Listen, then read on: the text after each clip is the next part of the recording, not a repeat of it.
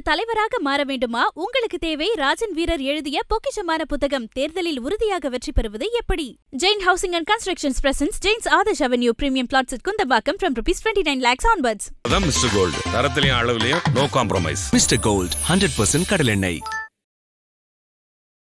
தேசிய அளவில் எங்களுக்கு கொள்கை எதிரி, அரசியல் எதிரி, தூங்கி எந்திரிச்சாலே அவங்கள அழிக்க தான் நாங்கள் இருக்கிறோம்னு சொல்கிற பாஜகவையும் அலோவ் பண்ணுவாங்க. ஆனால் தாவேக்கா யாரையும் ஹாஸ்பிட்டலுக்குள்ளேயே அலோவ் பண்ணல அப்படின்றது ஒரு பகிரங்கமான குற்றச்சாட்டு. என்னங்கிற இது பொய் குற்றச்சாட்டு இல்லை, இது உண்மை குற்றச்சாட்டுன்னு வச்சுப்போம். ப்ரூஃப் எடுத்து போடுங்க. காவல்துறை இது இன்னார் இதை சொன்னாங்க, நேம் பண்ணி சொல்லுங்க. இந்த காவல்துறை, இந்த டிஎஸ்பி எங்கள்கிட்ட தெளிவாக கம்யூனிகேட் பண்ணாரு. ஹாஸ்பிட்டலுக்கு யாராவது வந்தால் உங்களை அரெஸ்ட் பண்ணுவோன்னு சொன்னால் தெளிவாக சொல்லுங்களேன். டிஎஸ்பி பேரை சொல்லுங்க, எஸ்பி பேரை சொல்லுங்க, ஐஜி பேரை சொல்லுங்க. காலையில் 7-8 மணிலேருந்து அந்த பூட்ஸ் காலோட ஒரு 600 போலீஸ்காரங்க, கான்ஸ்டபிள், எஸ்ஐ எல்லாரும் சாயங்காலம் 7 மணி வரைக்கும் 12 மணி நேரம் அதே இடத்துல நிற்க வேண்டும் என்றால் நீங்கள் காவல்துறை எவ்வளோ குற்றச்சாட்டு வேணாலும் சொல்லுங்கள். உங்கள் எக்ஸ்பெக்டேஷன் என்ன? காவல்துறையில் நீங்கள் எஸ்பி லெவல், டிஎஸ்பி லெவல் எல்லாத்தையும் மேலெல்லாம் குற்றச்சாட்டு. ஆனால் கீழே இருக்கிற உங்களுக்காக ஓட்டு போட்டால் ஒரு நல்லது நடக்குமோன்னு நினைக்கிற ஒரு கான்ஸ்டபிளுக்கும் எஸ்ஐக்கும் உங்கள் எதிர்பார்ப்பு என்ன? எங்கள் தலைவர் வருவார், எப்போது வருவார்னு தெரியும். ஐபிசி தமிழ் நேயர்களுக்கு வணக்கம். இன்று நம்முடன் நேர்காணலில் அரசியல் விமர்சகர் மதுர் சத்யா இணைந்திருக்கிறார். வணக்கம் சார். வணக்கம். தமிழக வெற்றி கழகம் தொடர்ச்சியாக விமர்சனம் பண்ணிட்டு இருக்கீங்க. இந்நிலையில் நிர்வாகிகள் கூட்டம் இன்று நடந்து முடிஞ்சிருக்கு. அதைத் தொடர்ந்து துணை பொதுச் செயலாளர் சிடிஆர் நிர்மல்குமார் அவர் செய்தியாளர் சந்தித்தார். அதைத் தொடர்ந்து அதே போல் அருண்ராஜ் அவர்களும் செய்தியாளர் சந்தித்தார். அப்போது அவங்க வைக்கக்கூடிய ஒரு நிறைய விஷயங்களை கேட்டாங்க. ஏன் இங்கே கூப்பிட்டு சந்தித்தது, கட்சி ஏன் முடங்கியிருக்கா, இது போன்ற கேள்விகள்லாம் வைக்கும்போது அவர் சொன்ன ஒரு முக்கியமான ஒரு காரணம் என்னன்னு பார்த்தீங்கன்னா, நாங்கள் சம்பவம் நடந்த முதல் நாளே மதியம் 3 மணி வரைக்கும் காத்திருந்தோம். எங்கள் நிர்வாகிகளை காவல்துறை அடித்து விரட்டினாங்க, எங்களுக்கு பர்மிஷனே கொடுக்கல. இது போன்ற பல்வேறு எங்களுடைய முதன்மை குற்றச்சாட்டே காவல்துறை மேலே தான். காவல்துறை கிட்டத்தட்ட ஒரு 67 பேர் கூட அங்கே இருந்திருக்க மாட்டாங்க. எங்கெங்கெல்லாம் காவல்துறை டிப்ளாய் இருந்தது ஒரு லிஸ்ட்டை தமிழக அரசு கொடுக்க முடியுமா? கட்சியை முழுமையாக முடக்கணும்னு நினச்சாங்க. ஆனால் இது இன்றைக்கி அதை மீறி நாங்கள் வெளியே வந்திருக்கோம். ஸோ அப்படின்ற குற்றச்சாட்டுகள்லாம் சொல்லியிருக்காங்க. அதே போல் இந்த 30 நாள் மௌனம் ஏன் அப்படின்னு கேட்கும்போது அவர் என்ன சொன்னார்னா, நாங்கள் எங்கேயும் கட்சி நிகழ்ச்சிகள் நடத்தப்படலை, மற்றபடி யாரும் தலைமுறையாகவும் இல்லை, முடங்கியும் இல்லை அப்படின்னு விளக்கம் கொடுத்துருக்காரு. சொல்லுங்கள், நீங்கள் தான் தொடர்ச்சியாக விமர்சனங்களை வச்சுட்டு வரீங்க. தாவேக்காவை விமர்சிக்கணும் அப்படிங்கிறது கிடையாது, என்ன அரசியல் முன்மாதிரிகளை வைத்துக் கொள்கிறார்கள் அப்படின்னு தான். ஏன்னா இப்போ 30 நாள் ஒரு கட்சி, நாங்கள் முடங்கவில்லை, நாங்கள் எங்கள் வீட்டில் கூட தான் நாங்கள் சமைக்கிறோம், சாப்பிட்றோம், தூங்குகிறோம், எந்திரிக்கிறோம், படிக்கிறோம். அதுக்கான மக்களுக்கு என்ன யூஸ்? நீங்கள் மக்கள்கிட்ட என்ன பண்ணீங்க அப்படிங்கிறது தானே ஒழிய அரசியல் முடக்கம் என்பது நீங்கள் க்ளோஸ் டோர் மீட்டிங்ஸில் என்ன பேசுகிறீங்க அப்படிங்கிறதுலாம் கிடையாது. அதை பார்க்க வேண்டிய, அது க்ளோஸ் டோரில் நீங்கள் என்ன பண்ணுறீங்க, இல்லை ஆக்டிவாக இருக்கீங்களான்னு விசாரிக்க வேண்டிய, அதை வைத்து உங்களுக்கு சர்டிஃபிகேட் கொடுக்க வேண்டிய தேவையும் மக்களுக்கு கிடையாது, எங்களுக்கும் கிடையாது. நீங்கள் பொது வெளியில் என்ன பண்ணுறீங்கன்னு தான். இன்றைக்கி நாளைக்கு ஆட்சி உங்கள் கையில் கொடுத்துட்றோம். இப்போ திருவண்ணாமலை நிலச்சரிவு மாதிரி ஏதாவது ஒன்று உங்கள் கையில் இல்லாத ஒரு சம்பவம் நடந்துருது. 30 நாள் நீங்கள் அப்ஸ்காண்ட் ஆகிட்டீங்கன்னா என்ன பண்ணுவாங்க மக்கள்? 30 நாள் நாங்கள் வேலை பார்த்துக்கிட்டு தான் இருக்கோம் அப்படின்னு சொன்னால் மக்கள் எப்படி நம்புவாங்க? சரி, ஆட்சியிலே உட்கார வேண்டாம், நீங்கள் பிரதான எதிர்க்கட்சி ஆகிட்டீங்க, சட்டமன்றத்தில் கேள்வி எழுப்பாமல் ஒரு ஃபுல் கூட்டத்தொடருக்கு நீங்கள் கேள்வி எழுப்பாமல் அப்ஸ்காண்ட் ஆகிட்டீங்க அப்படின்னா, அந்த சாக்கை பயன்படுத்தி திமுக எல்லா சட்ட மசோதாவையும் எதிர்ப்பே இல்லாமல் நிறைவேற்றிட்டு இருந்துச்சுன்னா அப்புறம் எப்படி மக்கள் உங்களை நம்பி ஓட்டு போட்டு சட்டமன்றத்துக்கு அனுப்புவாங்க? இந்த அரசியல் கேள்வி தானே ஒழிய நீங்கள் 30 நாள் எவ்வளோ அழுதிங்க, எவ்வளோ வருத்தப்பட்டீங்க, எவ்வளோ தூங்காமல் இருந்தீங்கன்றதெல்லாம் எனக்கு கவலை இல்லை, மக்களுக்கு கவலை இல்லை. அதனால் 5 பேருக்கு 5 பைசா பிரயோஜனம் கிடையாது. சரி, இப்போ காவல்துறை அனுமதிக்கல அப்படின்னா எதுக்கு அனுமதிக்கலை? அதாவது அங்கேருந்து நீங்கள் ரெஸ்கியூ ஆப்ரேஷன்ஸ் பண்ணுறது, ஏன்னா எல்லா அரசியல் இதுலேயுமே பார்த்துருக்கோம், ஏதாவது ஒரு அசம்பாவிதம் நடத்துகிறா. இப்போ முந்தா நாள் கூட சீமான ஒருத்தர் திருப்பிட்டார் மேடையில் பேசிட்டு போது, அந்த கட்சி தொண்டர்களே போய் ஏதோ ஒன்று பண்ணாங்க. அந்த மாதிரி அங்கே சம்பவத்தில் ரெஸ்கியூ ஆப்ரேஷன் தடை பண்ணாங்களா, இல்லை 2 நாள் 3 நாள் ஏன் 1 வாரம் வரைக்கும் யாருமே ஹாஸ்பிட்டல் போகக்கூடாதுன்னு காவல்துறை ஏதாவது தடை போட்டுருந்துச்சா? தடை போட்டிருந்தா ப்ரூஃப் கொடுங்க. அப்படி தடை பண்ணிச்சுன்னா நாங்களே உங்கள் பக்கமாக பேசுவோம். இது என்ன சர்வாதிகாரம்? திமுக ஆட்சி ஒழிய வேண்டும், நாங்களே பேசுவோம். 1 வாரமாக நீங்கள் யாரும் ஹாஸ்பிட்டல் போகல, அதுக்கப்புறம் அதுதான காரணம் சொல்கிறாரு. எங்களை அங்கே யாருமே அலுவலக பண்ணல, எங்களை நிர்வாகிகளை அடித்து விரட்டினாங்க காவல்துறைன்னு தான் சொல்கிறாரு. அதாவது பாஜக கொடி கட்டின காரை கூட கரூருக்குள்ளே அனுமதிக்கலன்றாரு. கரூருக்குள்ளே ஏன்னா கரூருக்குள்ளே இருக்கிற தாவேக்கா நிர்வாகிகள்லாம் என்ன வெளியே ஊருக்கு போய் எஸ்கேப் இல்லை, வெளியிலேருந்து போகிறவங்கள பார்க்க போகிறாங்க நிர்வாகிகள், 2ஆம் கட்ட தலைவர்களை. சரி, அண்ணாமலை வேறு ஊர்லேருந்து தானே வந்தார், எடப்பாடி அவர்கள் வேறு ஊர்லேருந்து தானே வந்தார், சீமான் அவர்கள் வேறு ஊர்லேருந்து தானே வந்தார், சிபிஐ கட்சி, இந்திய கம்யூனிஸ்ட் கட்சியோட மு வீரபாண்டியன் அவர்கள் மாநில செயலர், அவர் வேறு ஊர்லேருந்து வந்தார், சண்முகம் அவர் தரப்புலேருந்து வேறு ஊர்லேருந்து வந்தாங்க. இவங்க எல்லாத்தையும் விடுவாங்க, விசிகா விடுவாங்க, தமிழ் மாநில காங்கிரஸ் கொண்டு எல்லா கட்சியும் வரும். பிரதான தேசிய அளவில் எங்களுக்கு கொள்கை எதிரி, அரசியல் எதிரி, தூங்கி எந்திரிச்சாலே அவங்கள அழிக்க தான் நாங்கள் இருக்கிறோன்னு சொல்கிற பாஜகவையும் அலோவ் பண்ணுவாங்க. ஆனால் தாவேக்கா யாரையும் ஹாஸ்பிட்டலுக்குள்ளேயே அலோவ் பண்ணல அப்படின்றது ஒரு பகிரங்கமான குற்றச்சாட்டு. என்னங்கிற இது பொய் குற்றச்சாட்டு இல்லை, இது உண்மை குற்றச்சாட்டுன்னு வச்சுப்போம். ப்ரூஃப் எடுத்து போடுங்க. காவல்துறை இது இன்னார் இதை சொன்னாங்க, நேம் பண்ணி சொல்லுங்கள். இந்த காவல்துறை, இந்த டிஎஸ்பி எங்கள்கிட்ட தெளிவாக கம்யூனிகேட் பண்ணார். ஹாஸ்பிட்டலுக்கு யாராவது வந்தால் உங்களை அரெஸ்ட் பண்ணணும்னு சொன்னால் தெளிவாக சொல்லுங்களேன். டிஎஸ்பி பேரை சொல்லுங்கள், எஸ்பி பேரை சொல்லுங்கள், ஐஜி பேரை சொல்லுங்கள். கரெக்டாக? ஏன் இதெல்லாம் போய் இல்லை, அதான் நீதிமன்றத்தில் இருக்குது, நீதிமன்றத்தில் நாங்கள் தெரிவிப்போம். அதே மாதிரி சிபிஐ விசாரணை போயிட்டு இருக்கு. ஸோ அங்கே தெரிவு பண்ணால் சொல்லியிருக்காரு. அங்கே இருக்கும்போது நான் எல்லா விஷயத்தையும் நீங்கள் பேச முடியாது, பத்திரிகையாளர் சந்திப்பில் பேச முடியாது. ஸோ ஆல்ரெடி ஒரு விசாரணை நடந்திருக்கும் போது நான் அங்கே போய் தெரிவு பண்ணேன்னு. அப்போ அதே போல் 30 நாள் காத்த மௌனத்தை திருப்பி காக்க வேண்டியதான். இப்போ என்ன சிபிஐ விசாரணை முடிஞ்சு போச்சா? சுப்ரீம் கோர்ட் முடிஞ்சு போச்சா? எதுவும் இல்லை. கோர்ட் கேஸ் நடந்துட்டு தானே இருக்குது. நவம்பரில் விசாரணை இருக்குது, டிசம்பரில் அவங்க வந்து அஃபிடவிட் தாக்கல் பண்ணுவாங்க, அது நீதிமன்றம் திருப்பி விசாரிக்கும். இப்போ கொடுத்துருக்கிறது ஒரு இன்ட்ரிம் ஆர்டர் தான். அப்போ இப்போ பேச முடியும் அப்படின்னா முன்னாடி ஏன் பேசலை? சார் பேசுங்க, பேசாமல் போங்க, அது பிரச்சனை கிடையாது. நீங்கள் தாவேக்கான்றது ஒரு கட்சி, நீங்கள் ஒரு லீகல் எய்டு குரூப் கிடையாது. நிறையா லீகல் எய்ட் குரூப் இருக்கும், சட்ட போராட்டங்களுக்கு மட்டும் உதவுவாங்க. அதுவும் ஏழ்மையில் இருக்கிற மக்களுக்கு இலவசமாக லாயர் அனுப்புவாங்க. அந்த மாதிரி குரூப்பாக நீங்கள் ஒரு அரசியல் கட்சி தானே. இந்நேரத்துக்கு அஜித்குமாருக்கு உங்களுக்கு போராட தெரிஞ்சதில்லை? தமிழ்நாடு தம்பிச்சிருக்கணுமா வேணாமா? திமுகவை எலெக்ஷனுக்கு முன்னாடியே வீட்டுக்கு அனுப்புறதுக்கான வேலையை நீங்கள் பார்த்துருக்கணுமா இல்லையா? 41 பேர் உயிரிழந்திருக்கிறாங்க. சரி, இந்த 41 பேர் காவல்துறை சரி கொன்னுட்டாங்கன்னு வச்சுப்போம். நான் வந்து இந்த லெவலுக்கே போயிடுறேன், கொன்னுட்டாங்கன்னு வச்சுப்போம், அதே அசியம் பண்ணிப்போம். விக்ரவாண்டி 5 பேர் விபத்தில் இறந்தாங்க. மதுரையில் விபத்தில் கூட இல்லை, குடிநீரின்றி மாரடைப்பில் 2 பேர் இறந்து போனாங்க. அந்த 2 பேர் என்ன காவல்துறை கொண்டுச்சா? அப்போ நீங்கள் தொடர்ந்து இதை தான் பட்டு வரீங்க. மதுரையில் இறந்தவங்களும் சரி, மதுரையில் இறந்தவங்க வீட்டுக்கு இவர் இன்னும் போகல. இவர் போகலங்கிறத தாண்டி அவங்கள கண்டுக்கவே இல்லைங்கிறது வேறு மேட்ரு. அந்த 5 பேருக்கு அக்டோபர் 27 ஒரு 3 நாளைக்கு முன்னாடி தான் நினைவு தினம், ஓராண்டு நினைவு தினம் நடந்தது. அந்த உறவினர்கள் போஸ்டர் ஓட்டிருக்காங்க, எங்களை மறந்து விட்டீர்களே விஜய் என்னன்னு போஸ்டர் ஓட்டிருக்காங்க. அப்போ நீங்கள் இப்போ வந்து காவல்துறை அப்படிங்கிறது உங்களுக்கு ஒரு சாக்காக இருக்குது. நம்ம ஒன்றும் காவல்துறையை தப்பு பண்ணாது, காவல்துறை தான் எப்போ பார்த்தாலும் நம்ம வந்து தெருவுக்கு வந்து போராடுறோம்ல. லாக்அப் டெத் நடக்குது, மாணவர்கள் எங்கள் மாணவர்கள் போராடினா, அண்ணா யூனிவர்சிட்டிக்கு போராடினா அரெஸ்ட் பண்ணுறாங்க, யூஜிசி பிரச்சனைக்கு போராடினா, மத்திய அரசுக்கு எதிராக போராடினாலே அரெஸ்ட் பண்ணுறாங்க. இந்த குறையெல்லாம் காவல்துறை ஏற்று நம்மளும் தானே போராடிட்டு இருக்கோம். காவல்துறை அப்பள கட்டுற நிறுவனம்ன்றதெல்லாம் இங்கே வாதம் கிடையாது.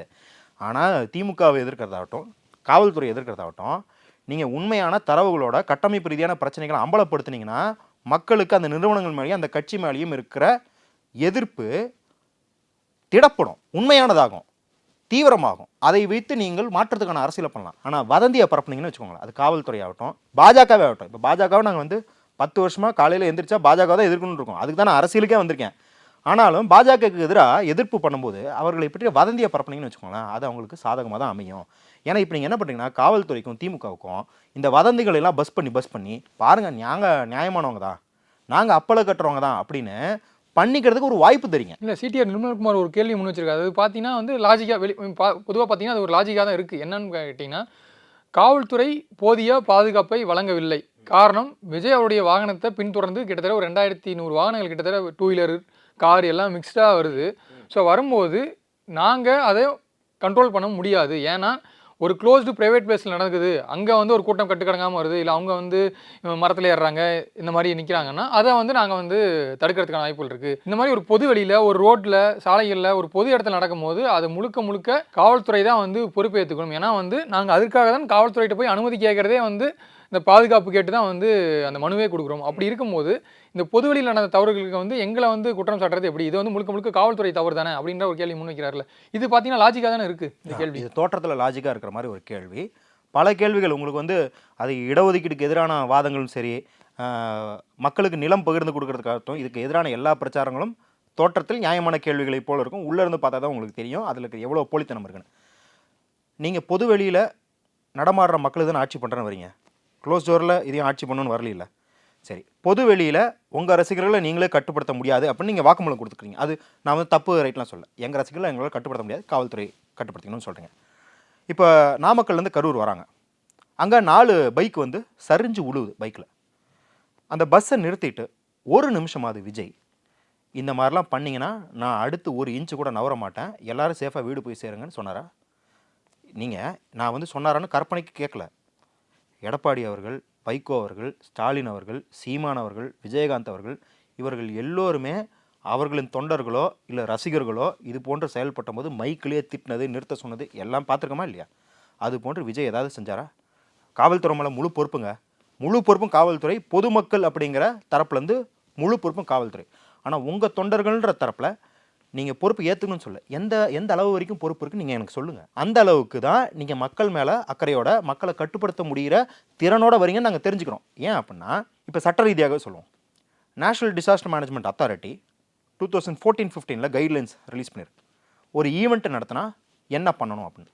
இப்போ நீங்கள் பொது வெளியில் தான் அரங்கத்தை உயர்த்தி டென்ட்டை போட்டு ஆடியோ லான்ச் ஃபங்க்ஷன் நடத்துறீங்க.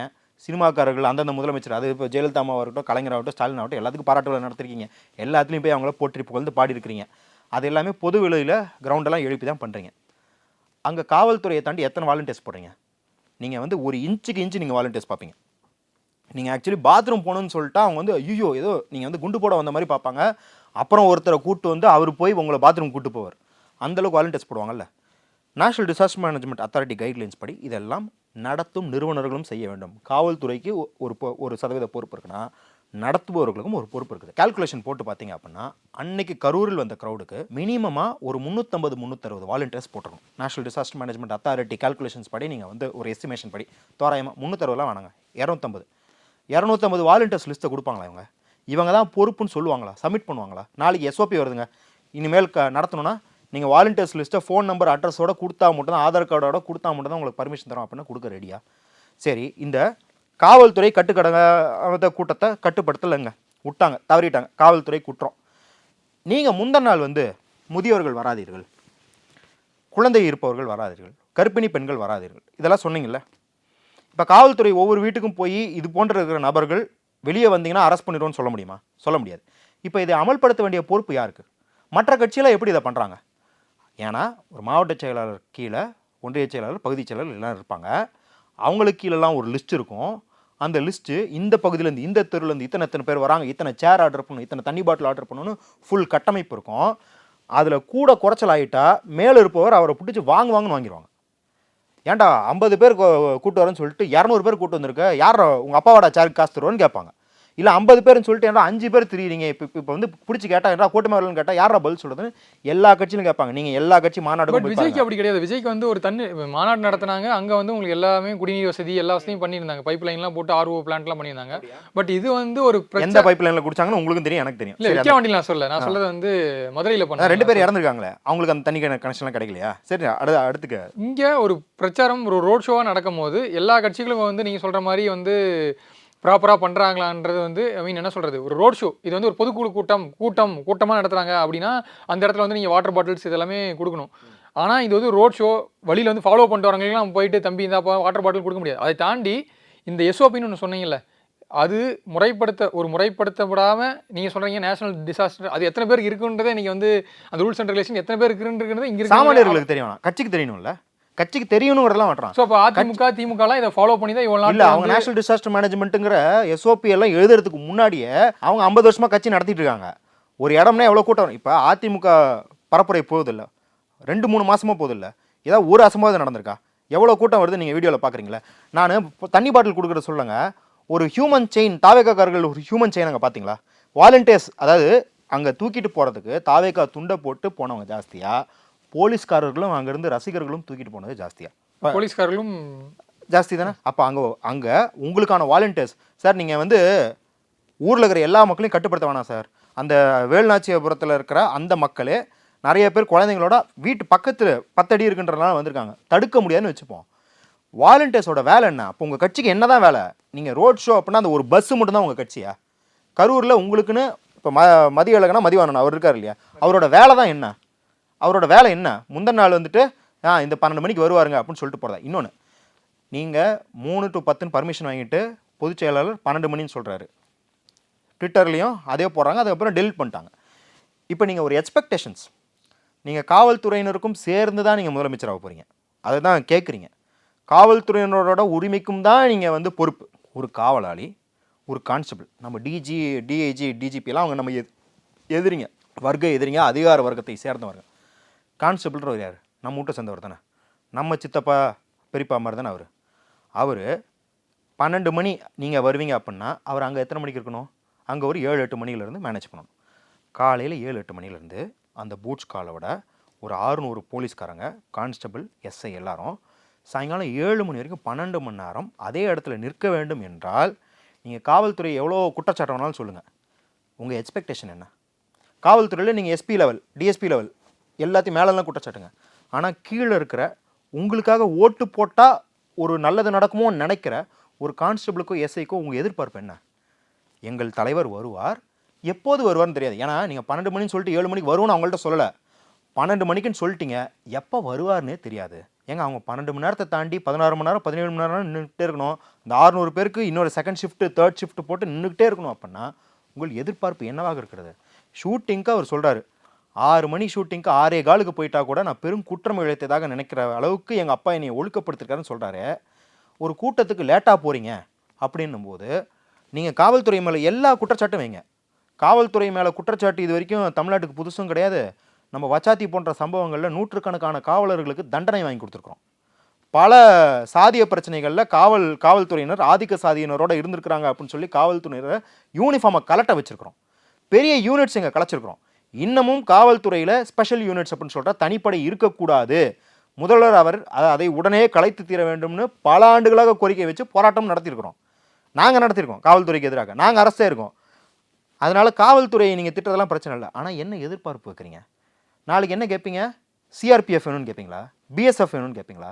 நல்ல ஒரு அரசியல் கட்சி தலைவராக பூமாயி திமுக பண்ணுற தப்புகள்லாம் வந்து தட்டி கேட்டுட்டு இருந்தார் ஒரு மனுஷன். அவரை வந்து இப்படி முடக்கி போகிறதுக்காகவே இந்த மாதிரி ஒரு சம்பவம் நடந்துருச்சு.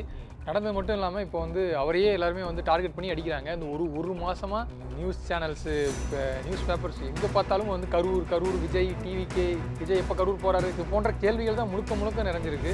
இப்படி இருக்கும்போது யாராச்சும் வேணும்னே விஜய் இப்படி பண்ணியிருப்பாரா அப்படின்ற ஒரு கேள்வியும், இது போலீஸ் நினச்சிருந்தா தடுத்துருக்கலாம்ல. விஜய்க்கு எதிராகவே செயல்பட்டு இருந்தா கூட நீங்கள் போகக்கூடாது சார், நிப்பாட்டி கிளம்புங்க சார் அப்படின்ட்டு பண்ணியிருந்தா கண்டிப்பாக அந்த 41 பேர் உயிரை காப்பாற்றிருக்கலாம்ல. விஜயால் காப்பாற்ற முடியலனாலும் போலீஸ் நினச்சிருந்தா காப்பாற்றிருக்கலாமே. ஏன்னா இவங்ககிட்ட தானே அதிகாரம் இருக்குது.